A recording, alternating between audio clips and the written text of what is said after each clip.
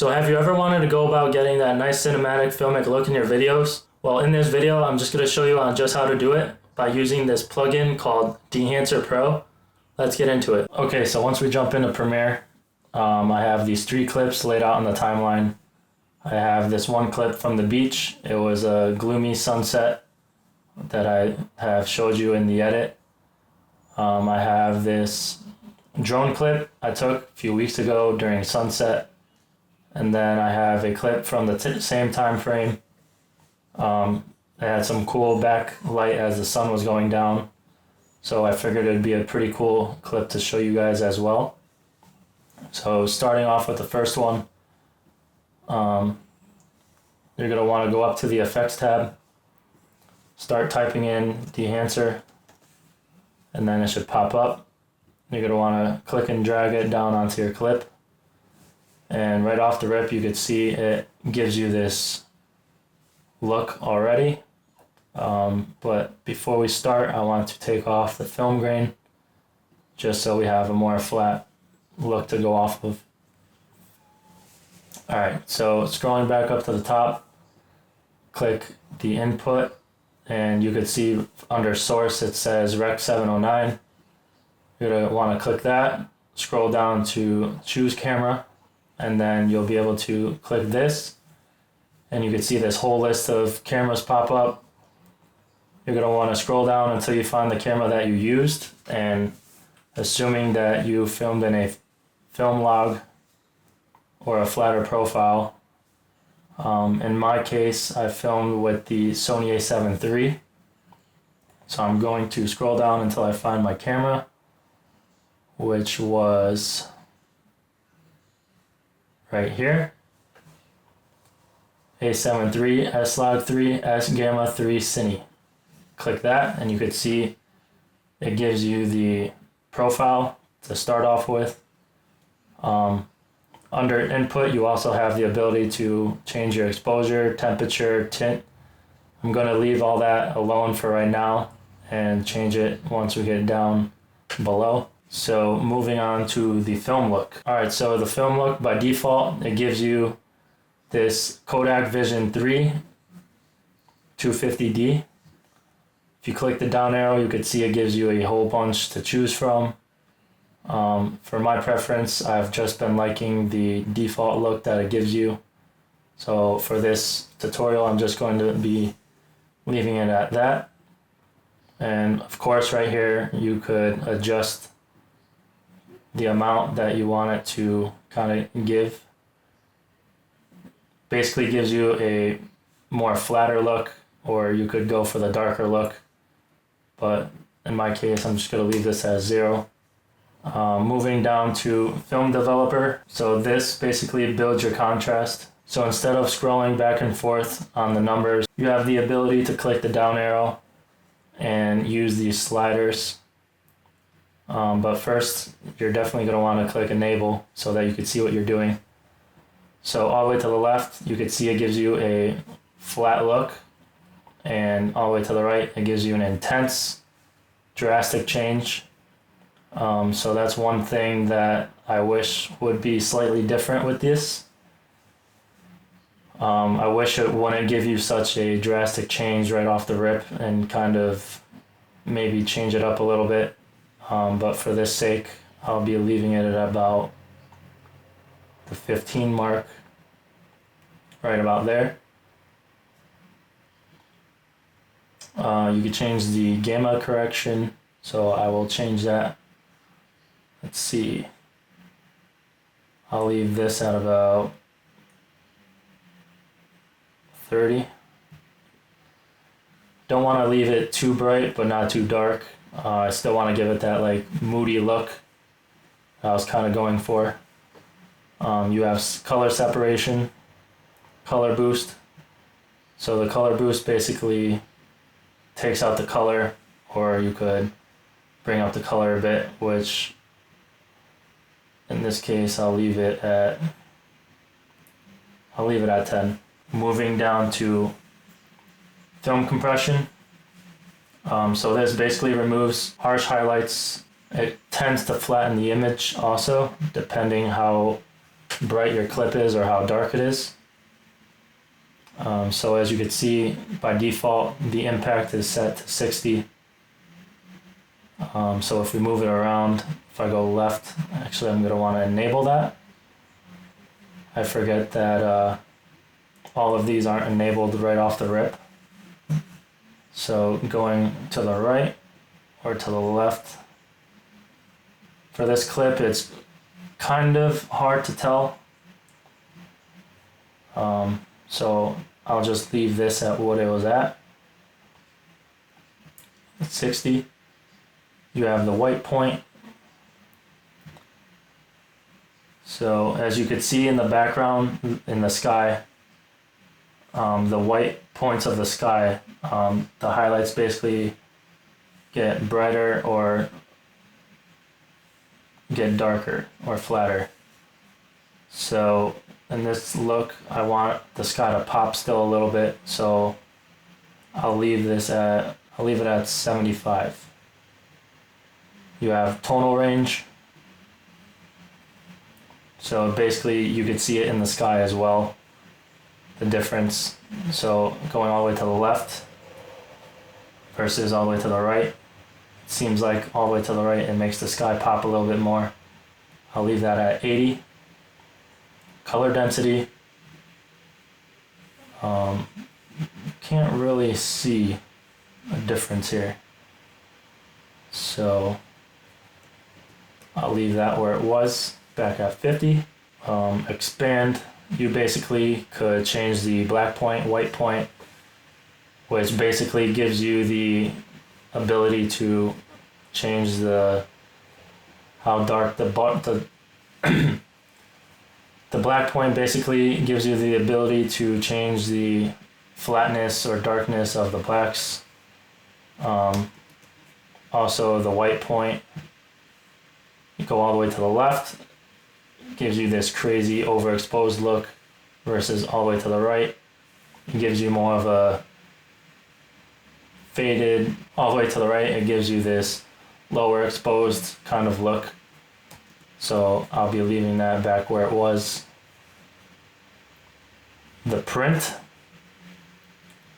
So the print adds a bit of a vintage texture to your look. So clicking down this drop down arrow, it gives you these couple of different looks over here. I'll go through them just to show you a little bit.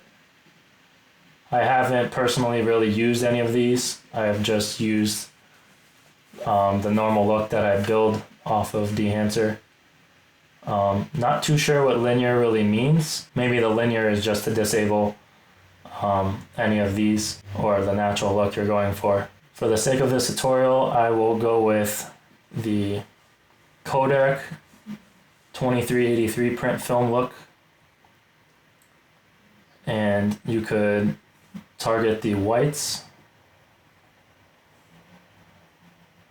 You go all the way to the left, all the way to the right, it brightens it up. All the way to the left, it gives you if you go all the way to the left, it brings down the highlights a tad bit, versus all the way to the right, it kind of lightens it up. So I'll leave this at about 1. You have the ability to change the exposure as well on this tab. So as you can see, all the way to the right versus all the way to the left. For the sake of the tutorial, I will bring this down to 0.5. Actually,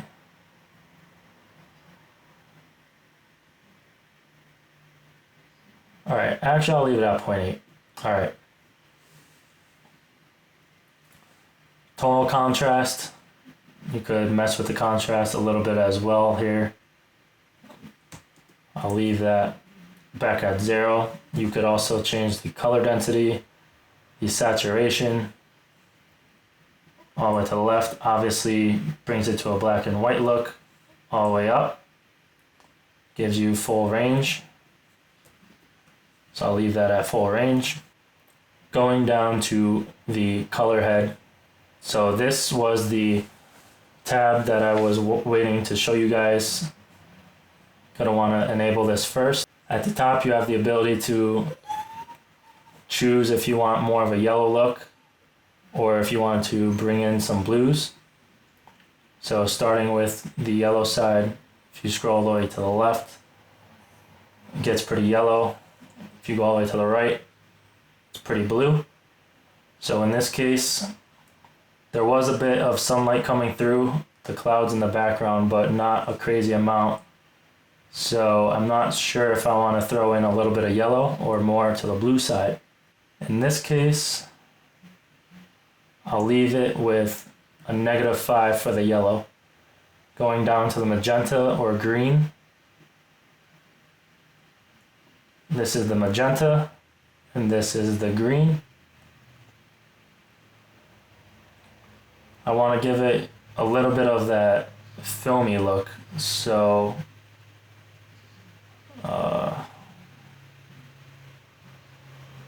maybe I'll dive into the green side. So I'll leave it at 2. And then you have cyan or red. If you go to the cyan side, it gives you this more blue look versus all the way to the right, which is the red look. In this case, I might want to throw some red. Alright, I'll leave that at 10. And then down below you also have the shadows, midtones, and highlights. If you mess around with these, if you go to the left on the shadows, it brings in blues. As you can see down below on the shoreline, it gets pretty blue. Versus if I went all the way to the right, it gives it more of the green and the shadows. So for this, I think I will put it to the bluer side, I believe. So I'll leave this at, -10. I'll just type it in, make it easier. The midtones, you'll be seeing it in about the shadows a little bit as well. All the way to the left, you could see the blues coming into the clouds a bit. All the way to the right, it kind of gives more to the yellow side, but fills it in more. In this case, I'll leave it at 5 mark. And then lastly, I'll show you the highlights. You could either have the orange in the highlights or the blues. In this case, I want a little bit of orange in the sky because there was some sunlight coming through. So I'll leave it at 15. And then preserve exposure. This looks like it's a very subtle change, as you can see on my hoodie. So if I bring all the exposure down, my hoodie tends to show a little bit flatter versus all the way up. It darkens it a bit. So maybe I could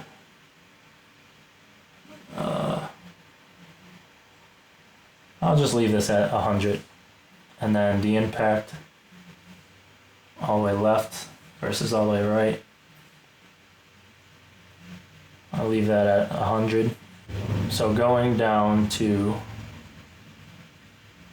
film grain, once you click the film grain, you have all these to choose from between the 8mm ISO 50 all the way to 65mm ISO 500. You'll have a few different to choose from each different millimeter, or you have the ability to customize your own look, the size of the grain, the amount, film resolution, shadows, midtones, highlights, chroma. For the sake of the tutorial, I'll just go and choose one. I usually kind of leave it in between. Also, the lower the number, the more it will show up in your clip, versus the higher the number, the less you'll be able to see it. So usually 16 or 35 is a good amount to go off of. So in this case, I'll leave it at 16 ISO 250. And then the famous halation that everybody loves to do. Enable that.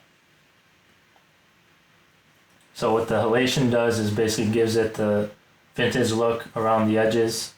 It gives it a subtle red edge. As you can see with the mask mode on, it gives you the ability to see what is outlined with the halation.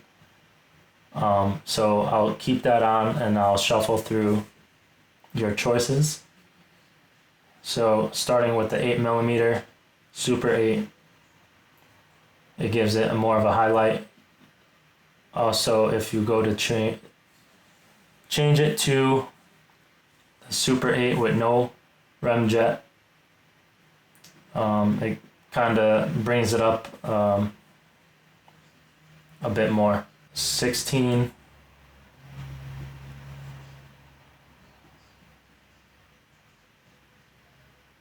35,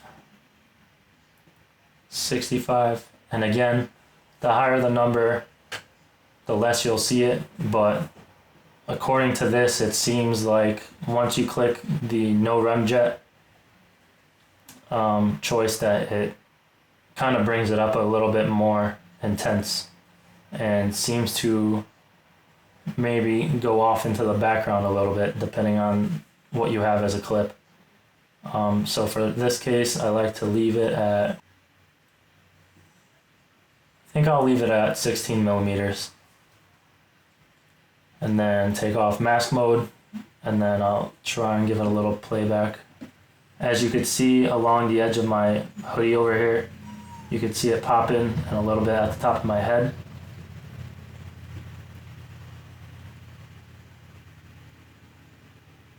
Alright, so moving down to the bloom. So the bloom, what it does is it gives a soft edge, like a diffusion around the highlights. So if I enable this, you could already start to see around the edge, it gives it that gloomy, dreamy look a little bit. So starting off with the 35mm look, if I change it down to the 8mm, you could see it intensifies around the edge of the hoodie over here. Versus if I put it to 65, it kind of gives it a subtle look. Again, I don't want it to be drastic too much. It kind of gets too gloomy, and then I kind of feel like it gives it the loss of detail depending on your clip. But if that's the look that you're going for, then so be it. I'll leave it at 16. Film damage. This gives you the kind of specks that pop up all over your clip. As you could see it while I scroll through, you could see the little black marks that pop in. It gives it that old vintage look, as if like obviously a film camera. Depending on the look, it would be cool, but for the sake of this tutorial, I'll just leave it on the most minimum just to show you guys. Alright, so the film breath, basically once you pick and choose which one you want to use, in the shadows, as your clip plays through, I believe in the shadows it kind of gives like a glowing effect, almost like a pulsation of the highlights, or I should say shadows. It kind of gets lighter and darker as if the shadows were pulsating. So it kind of pulsates. I don't know if I'm making any sense here, but that's the way that I was shown that what it does. In my case, I'm just going to leave that off because I don't really care to have that on. Gate weave. So basically once you use gate weave, it gives it like a sway to your clip a little bit. As you can see, it goes left and right. And then of course you could change how intense you want it to sway a little bit. You could see it's more intense right there on that left So in this case, I'll leave this just to keep it. Overscan. So this basically gives you that film look with the borders. So right here, you could see it gives you the borders of a film. You could have it vertical or horizontal. I believe if you choose horizontal, it gives you the 3 different sections, no matter what you choose for between all the different looks.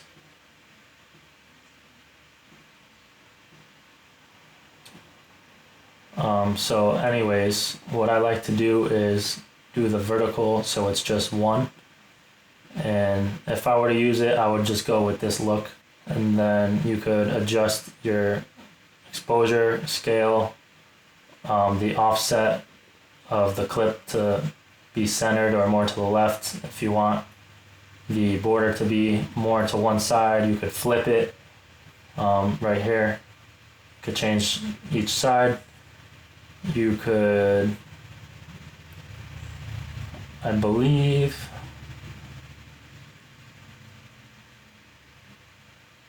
oh, right here. Turn this off. You could take out the little bubble look, or you could do a negative look, which is normal, or positive, and it kind of just gives you that blank space. So I'll leave it there on the negative. Getting out of here, you could go down to vignette. So it's obviously all the way to the right, as it's pretty exposed right there, versus all the way to the left. So what I typically like to leave it at is about -3. And then you have this monitor look, which does this. I'm not too sure what that could be used for. Or the clipping. Basically, clipping shows you what might be overexposed a little bit.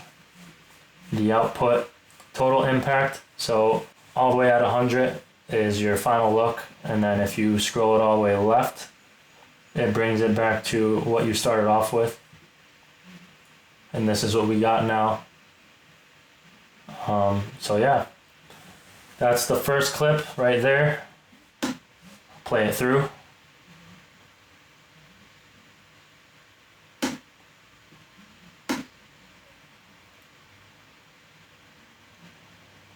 I will also take off the overscan to show you without the film border and show you what it looks like.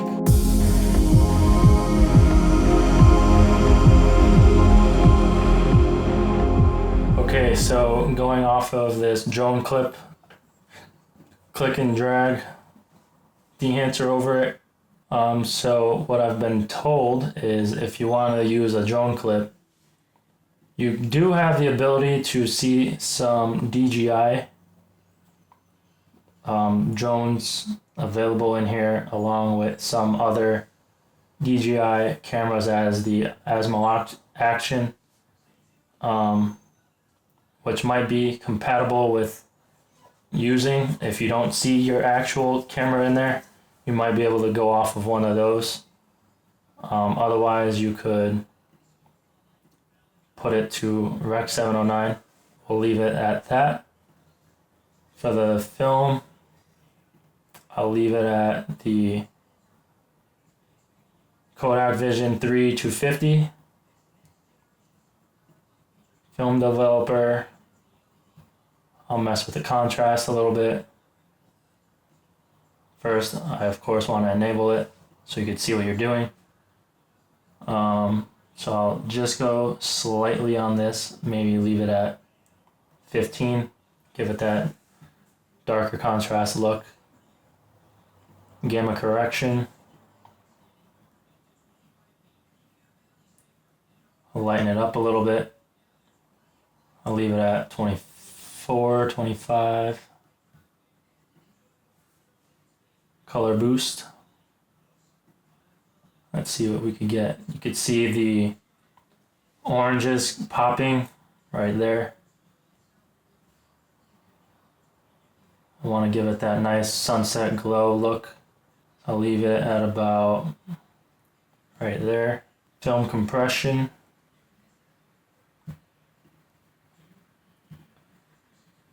I think I'll just leave it where it was on that, which was 60. The white point I'll leave as well. I think I'll just leave this tab alone. Expand I'll leave alone. Print. Let's see what some of these look like. I think I'll go with that one. The last Kodak Endura Glossy. Target whites.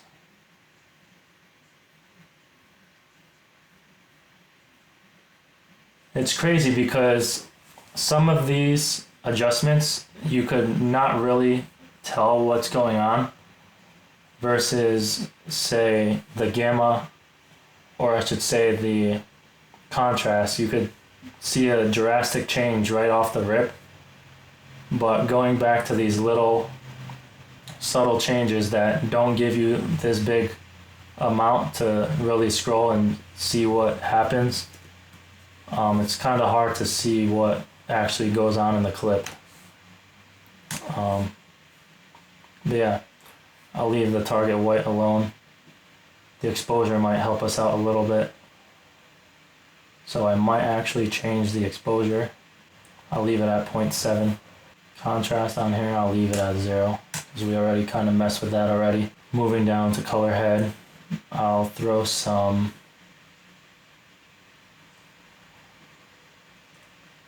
definitely not blue, because it is very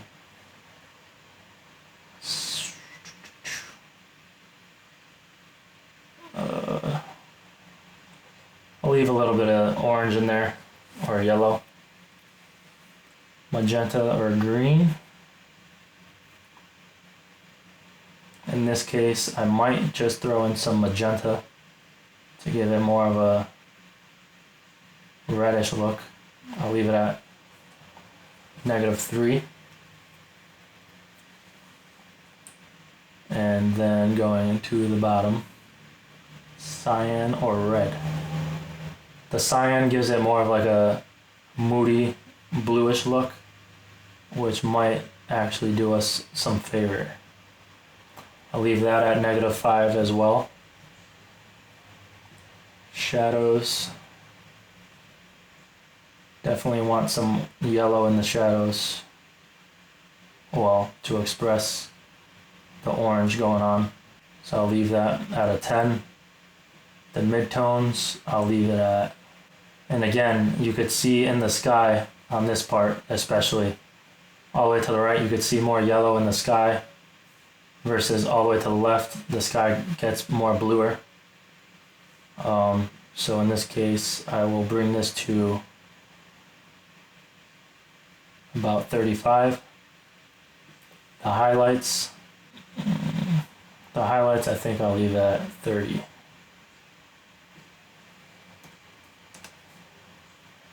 Alright, so moving down to film grain, I might want to just have a subtle grain in this, so I might just go with 65. Emulation, very minimal, actually. Yeah, so as you can see, I'm only in the 16mm with no remjet, and it's giving me this very little bit of halation showing on right there around the house. So I'll leave it at that. Bloom, maybe throw some 16 in there. Film damage, don't think I'll throw some film damage on there. Gate weave, film breath, overscan, vignette. I'll put a little bit of vignette. As you can see, it changes subtly. So I'll leave that on. And then basically that's about it on that clip.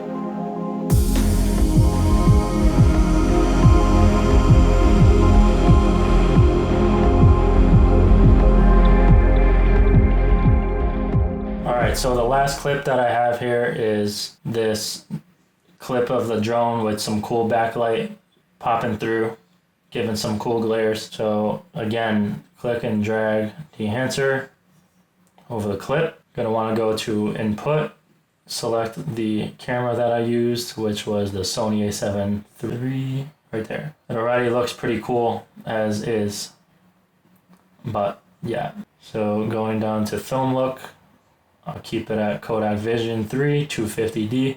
Film developer, mess with the contrast.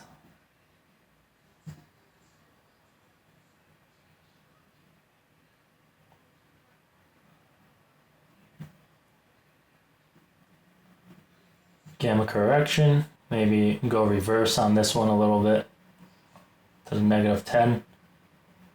Color boost, I'll leave it at about 15. Film compression, I'll leave that alone. Film compression, I might adjust ever so slightly a little bit. As you can see, there's a lot of highlights in this clip from the sun in the background. So the changes might be very subtle. The most you could see the change in is this tree right here. That's where you could kind of tell a difference. So I think I'll put the impact a little bit higher. I'll leave it there. White point. Don't want to flatten it out too much. So maybe 100 is the safe spot. Leave that there. Density.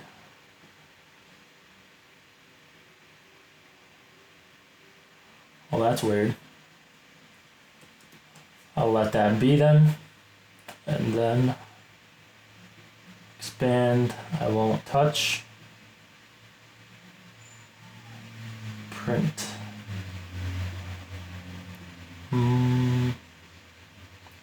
That look could be pretty cool. That as well. So the last three are looking pretty cool, but the contrast is pretty dark, like in the shadows.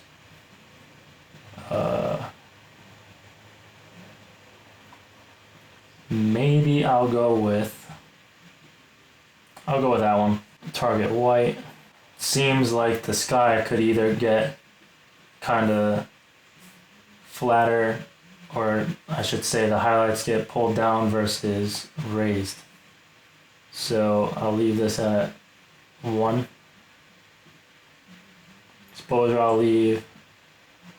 Contrast, maybe just lighten it ever so slightly to about there. Let that be. Color head, maybe put some yellow. I'll leave it at -5. Magenta or green, I'll give it more of a film look. I'll put it at 3. Throw some red in there. Not too much. Maybe 2. The shadows. Might want more red in this just because of the sunlight. So I'll leave it at 10. The mid-tones, I'll go with more on the yellow.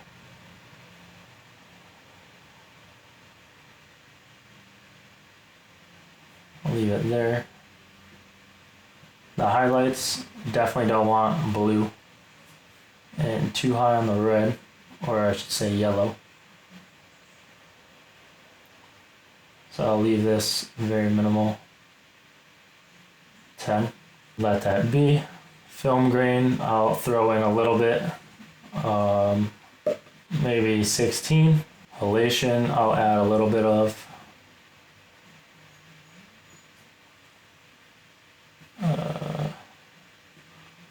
I'll leave it at 35 on the halation scale.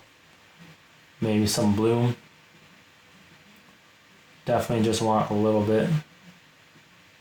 Nothing too crazy. Film damage.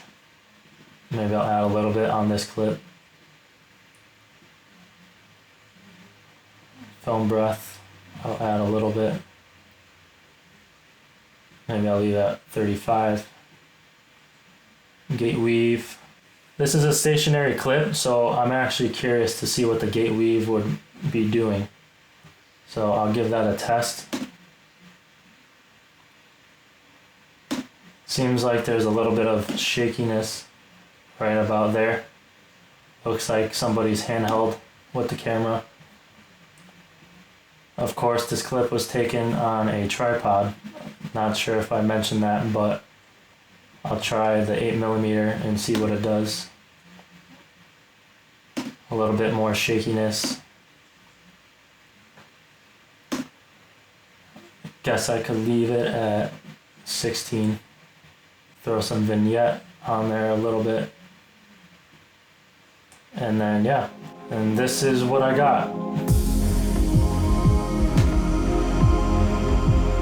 Could zoom in a little bit to show you. You can see a little bit of the halation around the edges there. Some of the gloom on the edges as well. You could definitely see the change with the grain on this clip. Obviously the more that you zoom in, you could see it pick up more, but it gives it that vintage look a little bit. Something cool.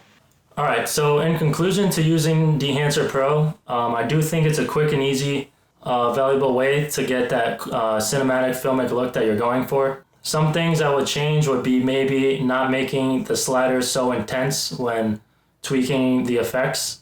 It could come off very intensified right off the rip, making just the slightest adjustment. Some things I think they could add in would be maybe some more effects, some different looks. But other than that, I think it's a cool plugin to use. I do see myself using this in the future. Again, this is not a paid advertisement, although I do get a commission if you do use the code, which I'll link down below. So if you are interested in this plugin, you could go on their website and see what they have to offer. They do allow you to download this plugin for Final Cut, DaVinci, Premiere, and you are also able to go about using it on your mobile device. So yeah, I do think this is a pretty cool plugin to use.